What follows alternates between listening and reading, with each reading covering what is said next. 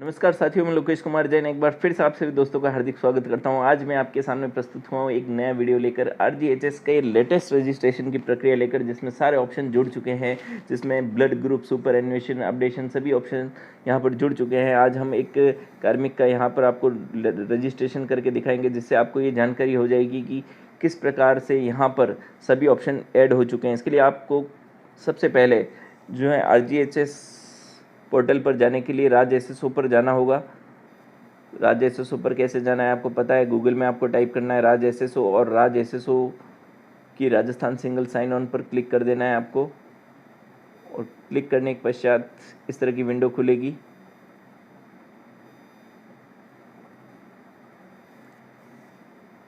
देख सकते हैं यहाँ पर बहुत जल्दी आपके सामने विंडो खुल जाएगी।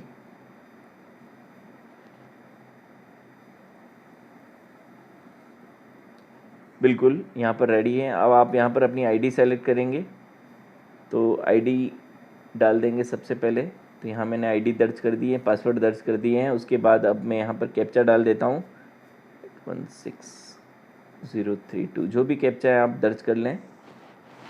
तो आरजीएचएस एक बहुत ही अच्छी योजना है सरकारी कर्मचारियों के लिए। और अब ये यहाँ पर पासवर्ड पुनः मैं दर्ज कर लेता हूँ, चूँकि मैंने अभी कुछ समय पहले लॉगिन किया था, इसलिए ये पुनः मांग रहा है। और यहाँ पर टिक करके, ठीक है, अगर पहले से लॉगिन कर रखा होता है तो ये टिक करने के लिए कहता है। तो इस तरह आप कुल मिला के राज एसएसओ की साइट में अपनी आईडी पासवर्ड से लॉगिन कर जाएंगे। उसके बाद आपको यहाँ पर आरजीएचएस तलाश करना है। चूँकि यहाँ मुझे स्क्रीन पर नज़र आ रहा है आरजीएचएस लिखा हुआ, यहाँ कुछ कम ही ऑप्शंस होते हैं। अगर नहीं मिले आपको आरजीएचएस तो आपको यहाँ अदर रिसेंट ऐप्स में जाना है, अदर रिसेंट ऐप्स में, या फिर ये ऊपर सर्च का बार दिख रहा है, यहाँ भी आप सर्च कर सकते हैं। तो अदर एक्टिव ऐप्स में भी जा सकते हैं आप। अदर एक्टिव ऐप्स में चले जाएंगे और यहाँ पर जाकर आरजीएचएस सर्च कर लें। फिर भी नहीं मिले तो आप यहाँ ये जो देख रहे हैं सर्च बार ऊपर ही ऊपर, यहाँ पे आप टाइप करेंगे आरजीएचएस और यहाँ पर आप कर देंगे, सर्च दबा देंगे तो आरजीएचएस ढूंढकर ये ले आएगा और फिर आप आरजीएचएस के अंदर प्रवेश कर जाएंगे। अब आपको यहाँ एक ऐड नज़र आएगा जिसको आपको कट कर देना है। उसके बाद आपको रजिस्टर एज सर्विंग एम्प्लॉय पर क्लिक करना है। और क्लिक करने के पश्चात आपको यहाँ पूछा जा रहा है क्या जनाधार आईडी या जनाधार इनरोलमेंट आईडी है क्या। तो बिल्कुल हमारे पास दोनों में से एक चीज़ है, हमारे पास जनाधार इनरोलमेंट आईडी है। अगर आपके पास जनाधार आईडी है तो आप उससे भी कर सकते हैं। मैं यस करूँगा और यहाँ पर जल्दी से वो सूचना दर्ज कर लूँगा जो आईडी नंबर है। तो ये जो जनाधार आईडी, जब आप इनरोलमेंट आईडी दर्ज करते हैं तो इन डिजिट्स के बीच में जो माइनस का सिंबल है, डैश, वो ज़रूर दर्ज कीजिएगा।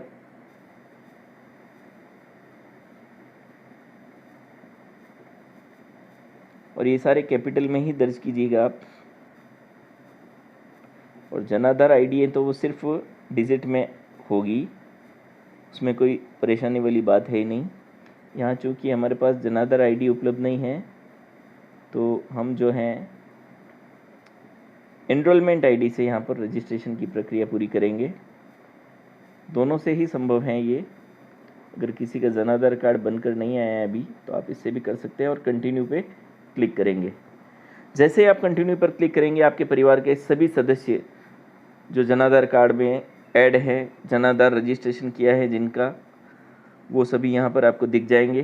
तो यहाँ पर अब आपकी जानकारी को आप चेक करें, relationship, gender, date of birth और मेंबर आईडी। और अब यहाँ पूछा जा रहा है अंतिम कॉलम में गवर्नमेंट एम्प्लॉय। तो जिस कार्मिक की आईडी से राज एसएसओ पे आपने लॉगिन किया है वो सरकारी कर्मचारी हैं, तो उसके नाम के आगे आप गवर्नमेंट एम्प्लॉय पर टिक लगा दें। तो यहाँ पर चूँकि मैंने जिस व्यक्ति की किया है मैं टिक लगा देता हूँ। लगाने के बाद कंटिन्यू करूँगा तो मुझे यहाँ दो इन्फॉर्मेशन पूछी जाएगी। कार्मिक की कैटेगरी, तो कैटेगरी में मैं यहाँ 1/1/2004 के पश्चात के कर्मचारी हैं तो serving employ on and after 1/1/2004 select कर लूँगा। अगर पहले के हैं तो आप प्रायर वाला ऑप्शन सेलेक्ट कर लें। और फिर यहाँ पर आईडी दर्ज करने के लिए कहा जाएगा तो आप आईडी दर्ज कर लें। और मैं यहाँ जल्दी से आईडी दर्ज कर लेता हूँ इनकी। ये वेरिफिकेशन की एक प्रक्रिया है साथियों।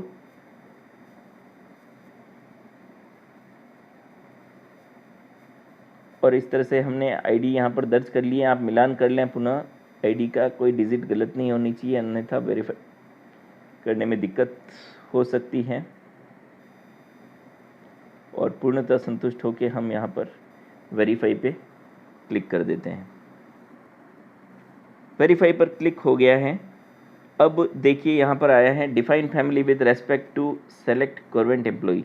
तो अब यहाँ पर सारे सदस्यों के नाम पुनः आ गए हैं और जिस कार्मिक की आईडी से यहाँ लॉगिन किया है उसके नाम के आगे सब NNA आ गए हैं। सिर्फ आप यहाँ 2 चीज़ें और प्लस कर सकते हैं, ब्लड ग्रुप अगर उपलब्ध हैं तो आप भर लें, नहीं तो कोई बात नहीं, जब भी आप बाद में एडिट कर सकते हैं। अब है डेट ऑफ सुपर एन्युएशन, तो ये डेट आप यहाँ पर सेलेक्ट करके भर लें जल्दी से।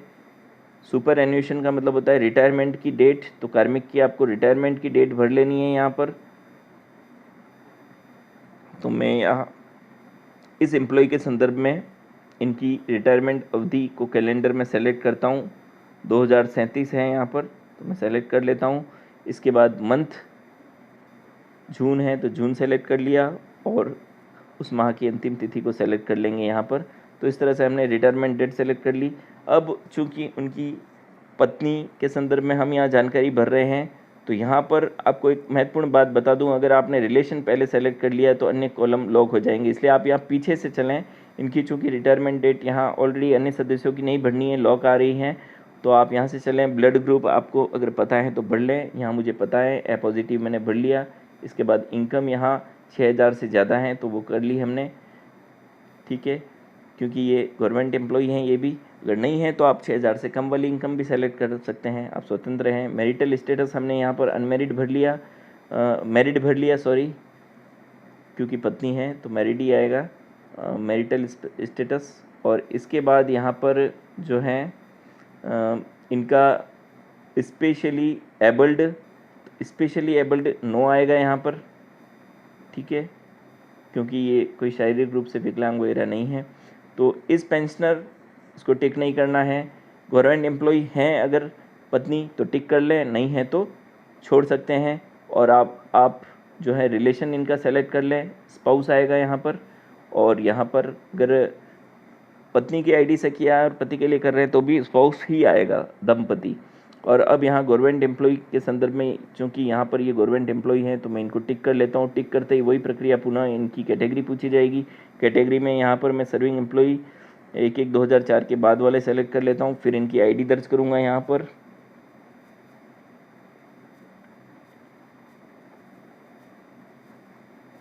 इस तरह इनकी आईडी यहाँ पर दर्ज की जा रही है।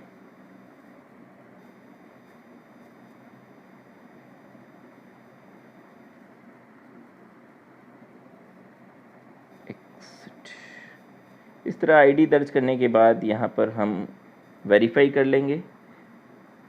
ये अगर दूसरा मेंबर जो पति या पत्नी में से कोई अगर और गवर्नमेंट एम्प्लॉई है तो उनको वेरीफाइड करने की प्रक्रिया है गवर्नमेंट एम्प्लॉई आईडी से। यहाँ हमने वेरिफिकेशन कर लिया है, वेरीफाइड सक्सेसफुली, और क्लोज़ कर देंगे, इसको भी क्लोज़ कर देंगे। अब हम दोनों बच्चों की डिटेल भर लेंगे यहाँ पर जल्दी से। तो यहाँ पर रिलेशन चूज़ कर लेंगे, डॉटर।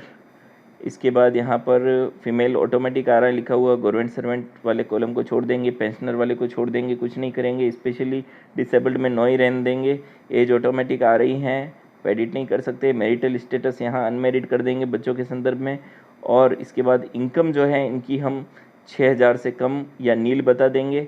और इसके बाद ब्लड ग्रुप अगर आपको ज्ञात हैं तो आप कर देंगे यहाँ पे मुझे ध्यान है बी पॉजिटिव मैंने कर दिया। इस तरह ये तीसरी डिटेल भी कंप्लीट हो गई। अब मैं चौथी जो डॉटर हैं उनकी डिटेल कंप्लीट करता हूँ। फीमेल पेंशनर और गवर्नमेंट एम्प्लॉय वाले कॉलम को हम टिक नहीं करेंगे, यहाँ पर स्पेशली एबल्ड को नो ही रहने देंगे। इसके बाद एज ऑटोमेटिक आ रही है, मैरिटल स्टेटस में हम अनमेरिड कर देंगे। इसके बाद इनकम हम जो है इनकी नील और लेस देन 6000 कर देंगे। ब्लड ग्रुप हमें इनका ज्ञात नहीं है, हम खाली छोड़ देंगे।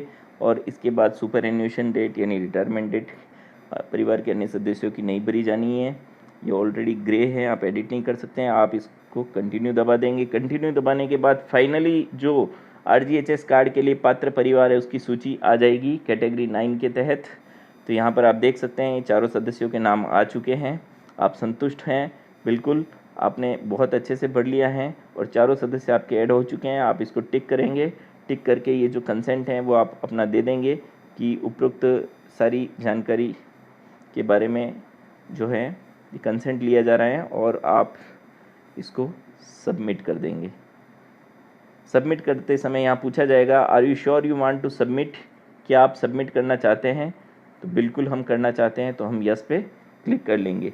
इस तरह आप देख सकते हैं कि हमने ये पूरा जो है सबमिट कर दिया है। और इसमें एक बात और सामने उभर कर आई कि ब्लड ग्रुप अगर आपको ज्ञात नहीं है तो एक बार आप छोड़ सकते हैं, फिर भी ये सबमिट हो जाएगा। इसको आप बाद में एडिट के ऑप्शन में जाकर कर सकते हैं एडिट। तो धन्यवाद साथियों, मुझे आशा है कि आपको मेरे द्वारा दी गई जानकारी बहुत ही अच्छी लगी होगी। और यहाँ पर ये अब सक्सेसफुल का मैसेज आ चुका है, you have successfully registered, facility of downloading of e card will be commencing soon. बहुत जल्द आपको जो ई कार्ड डाउनलोडिंग की फैसिलिटी दी जाएगी और आपका रजिस्ट्रेशन सफलतापूर्वक पूरा कर लिया गया है। धन्यवाद साथियों, आशा करता हूँ कि आपको मेरे द्वारा दी गई जानकारी बहुत अच्छी लगी होगी और आगे भी इसी तरह की और अच्छी जानकारी के साथ आपके सामने उपस्थित होता रहूँगा।